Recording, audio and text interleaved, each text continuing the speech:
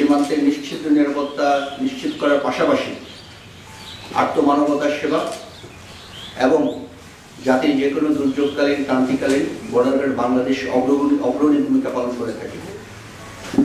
এর মধ্যে আত্মমানবতার সেবায় যে কোনো মানবিক ডাকে সাড়া দেওয়ার ক্ষেত্রে বিজিবি বর্ডার গার্ড বাংলাদেশ সবসময় সামনে এগিয়েছিল। আপনারা জানেন, বিগত জুলাই আগস্টের বৈষম্য বিরোধী আন্দোলনে প্রথম থেকেই বিজিবি ক্ষতিগ্রস্ত এবং আহত, এই আন্দোলনে ক্ষতিগ্রস্ত এবং আহত যারা ছিল তাদের অনেককেই সুচিকিৎসার ব্যবস্থা করা, পুনর্বাসন করা, এই সমস্ত ক্ষেত্রে শুধু এই সাতক্ষীরা ব্যাটালিয়ন নয়, সারা বাংলাদেশে আমাদের বিজিবি সদর দপ্তর ঢাকা সহ সারা বাংলাদেশেই ব্যাপক কার্যক্রম গ্রহণ করেছে। এগুলোর অনেক কিছুই বাস্তবায়িত হয়েছে, আপনারা শুনেছেন, এবং অনেক কিছুই বাস্তবায়ন হচ্ছে।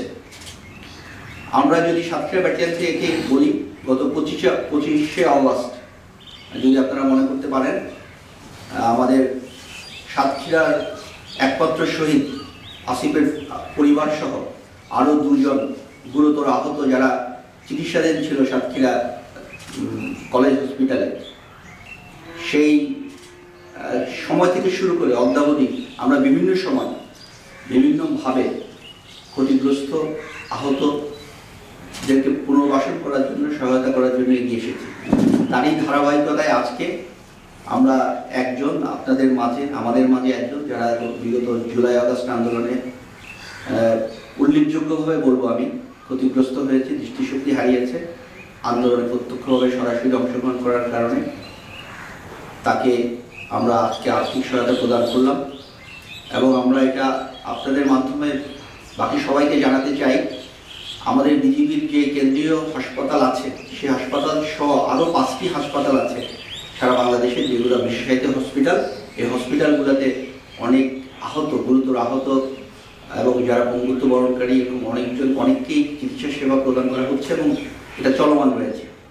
এর পাশাপাশি যে সমস্ত চিকিৎসা সেবা এই সমস্ত হসপিটাল সম্বন্ধে দেওয়া যায় না, অন্য বিশেষায়িত হসপিটালে দিতে হয়, সেখানে সহায়তা করার জন্য, যাদের আর্থিক অবস্থা অতটা ভালো নয় তাদেরকে পুনর্বাসন করার জন্য